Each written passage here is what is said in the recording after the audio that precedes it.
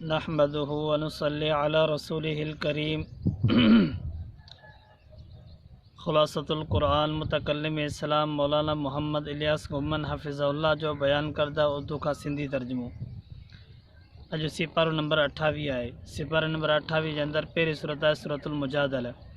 सूरतुल मुजादला जे अंदरि शुरू में अल्लाह तबारक व तआला ज़िहार जो हुकुम फरमायो आहे। ज़िहार चइबो आहे त पंहिंजी घरवारी खे माउ या धीउ जो मुशाबत ॾे ऐं उनखे चवे जीअं हू मुंहिंजा मथां हराम आहिनि तूं बि हराम आहीं त उहा हराम थी। उन जो हुकुम ज़िहार जो आहे।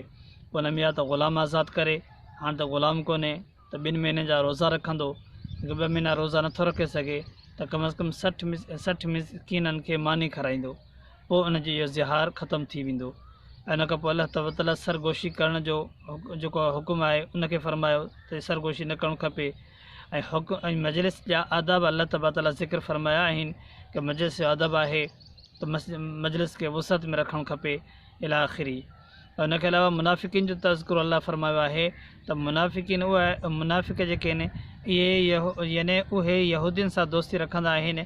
मोमिन जे लाइ जॾहिं मोमिननि सां मिलंदा आहिनि त कसम खणंदा आहिनि त असां तव्हांजा आहियूं, हालांकि ईअं न हूंदो आहे। इन मुनाफ़िकनि जे आदतुनि खे इनखे ज़िक्र फरमायो अल्लाह साईं। और उनखे अलावा सूरतुल हशर आहे। सूरत हशर जे अंदरि अल्लाह तबारक व तआला तस्बीह ऐं तक़दीस का जो ज़िक्र कयो। उन में अल्लाह साईं फरमायो त मदीने जे यहूदियुनि जो अंजाम जो ज़िक्र फरमाई कि मदीने जा जेके यहूदी हुआ उन्हनि जो अंजाम छा थियो उनखे ज़िक्र फरमायो अल्लाह साईं। ऐं उन सां गॾोगॾु यानी उन्हनि जी गंदियुनि आदतुनि जे करे उन्हनि खे मदीने खां कढियो वियो। गंदियुनि आदतुनि जे करे उन्हनि खे मदीने में ई कढियो वियो। उन मुनाफ़िकनि खे हुन ते इंसान खे हिन ते गौर फ़िक्र करणु खपे। ऐं उनखे अलावा अल्लाह तबारक व तआला सूरत हशर जे अंदरि जेको आहे सो क़ुरान करीम जे मौजिज़े हुजण जो बि ज़िक्र फरमायो आहे। लव अंज़लना हाज़ल क़ुरान अला जबलिन लरअयतहु ख़ाशिअन मुतसद्दिअन मिन ख़श्यतिल्लाह। अल्लाह से फरमायो सो क़ुरान करीम केॾो वॾो मौजिज़ो आहे। क़ुरान करीम खे पहाड़नि ते नाज़िल कया रेज़ा थी वञे। अॼु नंढड़ो ॿार बि उनखे यादि करे पियो थो। उनखे अलावा अल्लाह तबारक तआला सूरत हशर जे आख़िर में अस्माए हुस्ना जो ज़िक्र फरमायो आहे त अस्माए हुस्ना जे ज़रिए अल्लाह ताला खां दुआ घुरंदा करियो। उनखे अलावा अल्लाह सूरत मुमतहिन जे अंदरि अल्लाह तबारक तआला काफ़रनि सां दोस्ती खे ख़तमु करण जो ज़िक्र फरमाए त काफ़रनि सां दोस्ती न रखो।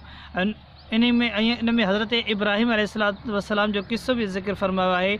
यानी जीअं उन जा वालिदैन काफ़र हुया ऐं हू उनजी नाफ़रमानी हुननि पंहिंजे पीउ जी हज़रत इब्राहिम अलैहिस्सलाम पंहिंजे पीउ जी ॻाल्हि न मञी त अहिड़ीअ तरह फरमाई जेकॾहिं पीउ काफ़र आहे त पोइ उनजी ॻाल्हि न मञो, को मसइलो कोन्हे को ऐं माण्हू उन में गुनाहगार कोन्हे को। इस्लाम अमन ऐं मुहबत जो सबक़ु ॾींदो आहे। इस्लाम अमन ऐं मुहबत जो दीन आहे। इन खां अलावा ॿी काई शइ न आहे। इस्लाम हमेशह जॾहिं सबक़ु ॾिनो आहे अमन जो ॾिनो आहे, मुहबत जो ॾिनो आहे, दीन सम्झण जी ॾिनो आहे। ऐं इन खां अलावा हिन सूरत जे अंदरि इहो सम्झायो वियो त इस्लाम जेको मुहबत ऐं अमन जी जॻह आहे रुगो जंग ऐं लड़ाई कान्हे का। इस्लाम मुहबत ऐं अमन बि सेखारे थो। हिन सूरत जे आख़िर में अल्लाह तबारक तआला औरतुनि सां जेको आहे सो बैत जो ज़िक्र बि फरमायो आहे त उहे शिरक न कंदियूं, ज़िना न कंदियूं, चोरी न कंदियूं। उन खां पोइ इन शरात ते तव्हां बैत करे सघो था। इन आयतुनि मां औरतुनि सां बैत जो बि सबूत मिले थो। ऐं हिन सूरत जे अंदरि अल्लाह तबारक व तआला जेको आहे सो इहा बि ॻाल्हि फरमाई त जेकॾहिं कंहिंसां औरतुनि सां जेको माण्हू बैत वग़ैरह करणु अचे थो उनजी जांच पड़ताल ज़रूरु लहो। सूरत सफ़ जे अंदरि अल्लाह तबारक तआला जिहाद ऐं क़िताल जा हुकुम बयानु फरमाया आहिनि। यानी जेके मोमिन आहिनि उहे वाइदे जी पासदारी कंदा आहिनि, वाइदे जी पाबंदी कंदा आहिनि। ऐं जेके मुनाफ़िक आहिनि उहे हमेशह उनजी जेको आहे सो मुखालफ़त कंदा आहिनि। मोमिन हमेशह वाइदे जी पाबंदी कंदा आहिनि। ऐं जॾहिं जिहाद ऐं क़िताल में ईंदा आहिनि त उन्हनि जे साम्हूं पकी दीवार थी करे सीओ भरियल दीवार थी करे बीह रहंदा आहिनि ऐं उन सां मुक़ाबिलो कंदा आहिनि। उनखे अलावा अल्लाह तबारक व तआला जिहाद जे अंदरि इहे फरमायो त इहा जिहाद अहिड़ी तिजारत आहे, इन तिजारत में हमेशह फ़ाइदो आहे, नुक़सानु कोन्हे को। उनखे अलावा अल्लाह तबारक व तआला सूरत जुमे जे अंदरि हम्दो सना खां पोइ कुझु शयूं बयानु फरमायूं आहिनि कि मक़सदु इहा त हुज़ूर अकरम सल्लल्लाहु अलैहि वसल्लम तिलावत, तालीम, क़ुरान करीम, तज़कियो ऐं हिकमत, सुन्नत वग़ैरह इन जे लाइ अल्लाह तबारक तआला हुज़ूर खे मोकिलियो आहे। ऐं इन खां अलावा अल्लाह तबारक व तआला यहूदियुनि जी तरदीद फरमाए, उन जे मुबाहिलो जेको हुयो उनजी पेशन गोई उनखे ख़तमु फरमायो। ऐं हिन में सूरत जुमे जे अंदरि जुमे जो बि ज़िक्र आहे, जुमे जी फ़र्ज़ियत जो ज़िक्र आहे त जॾहिं जुमे जी आज़ान अची वञे त पंहिंजा कारोबार वग़ैरह छॾे करे जुमे जी तयारी फ़रमायो। ऐं हुन खां अलावा सूरतुल मुनाफ़िक़ीन, मुनाफ़िक़नि जो ज़िक्र आहे हिन सूरत में। हिन सूरत में मुनाफ़िक़नि जो ज़िक्र आहे, इस्लाम जे दुश्मन जो ज़िक्र आहे त मुनाफ़िक़नि जो कमु ई कूड़ धोखो फ़िरेब आहे, ज़ाहिर बातिन में तज़ाद आहे। मोमिन इन जो उलट हूंदो आहे, मोमिन हमेशह कूड़ खां बचंदो आहे, निफ़ाक़ खां बचंदो आहे, मोमिन उहो हूंदो आहे। ऐं हिन में अल्लाह तबारक ताला आख़रीन मिनहुम लम्मा यल्हक़ु बिहिम, सूरह जुमे जे अंदरि हिकिड़ी इहा ॻाल्हि बि अची वई त आख़रीन मिनहुम, उन्हनि जी बि अल्लाह तबारक ताला फ़रमायो त जीअं हुज़ूर सल्लल्लाहु अलैहि वसल्लम खे क़ुर मिलियो, दीन मिलियो, सहाबा सिखियो, सहाबा खां पोइ जेके ईंदा उहे बि सिखंदा, जेके दलाइल जी ॻाल्हि कंदा अची करे तव्हां वटि दीन पहुचाईंदा।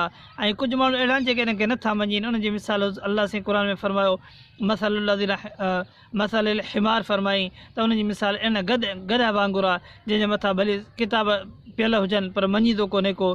त अल्लाह से उनखे बि ज़िक्र फ़रमायो सूरत जुमे जे अंदरि। ऐं मुनाफ़िक़नि जो ज़िक्र अल्लाह से हिन सूरत मुनाफ़िक़ुनि में तफ़सील सां कयो आहे। ऐं मुस्लमाननि खे बेदारी जो बि तज़किरो आहे त मुस्लमान हमेशह बेदार हूंदो आहे, ख़ुशि हूंदो आहे, दीन जे अमल करण जी कोशिशि कंदो आहे, इहो मुस्लमान जो कमु आहे। हुनखे अलावा सूरत तग़ाबुन के गुज़िरियल क़ौमुनि जो अंजाम ऐं उनजे ज़रिए इंसाननि खे नाशुक्री खां बचण जो सबक़ु ॾिनो वियो आहे। ऐं क़यामत जॾहिं इंसाननि खे अफ़सोस करिणो पवंदो उन खां बचण जे लाइ त हिन वक़्तु तव्हां सोचे वठो। हिनखे अलावा सूरत तलाक़ जे अंदरि अल्लाह तबारक ताला तलाक़ जे अहकामनि खे ज़िक्र फ़रमायो, रुजू ऐं इद्दत वग़ैरह जो ज़िक्र आहे, सरकशी ऐं हुकुम उदूली करण वारनि क़ौमुनि जो अंजाम जो ज़िक्र आहे त उन्हनि जो छा ज़िक्र थियो, उन्हनि जो छा हाल थियो। ऐं हिनखे अलावा सूरत तहरीम जे अंदरि अल्लाह तबारक व ताला हिकु बहितरीनु ॻाल्हि फ़रमाई।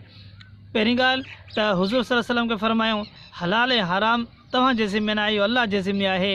ऐं उन खां पोइ हुज़ूर सल्लल्लाहु अलैहि वसल्लम जे घर वारनि खे हुकुम थियो त तव्हां खे आख़िरत खपे त तव्हां ॻाल्हि मञी करे हलो हुज़ूर जी, ऐं हुज़ूर जी ॻाल्हि खे सम्झी करे हलो। उन्हनि खे अज़वाज मुतहरत खे तंबी अल्लाह से हिन सूरत में कई।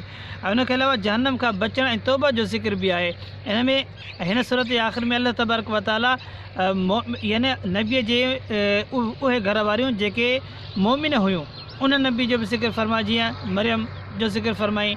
ऐं नूह अलैहिस्सलाम जी घर वारी उहा काफ़िर हुई, उनजो बि ज़िक्र फ़रमाई, जंहिं काफ़िर जेके हूंदो उहे जहन्नम में वेंदा ऐं जेके मोमिन आहिनि उहे जन्नत वेंदा।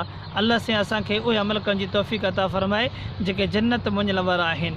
अल्लाह से गुनाहनि खां हिफ़ाज़त फ़रमाए। व आख़िर दावाना अल्हम्दुलिल्लाह।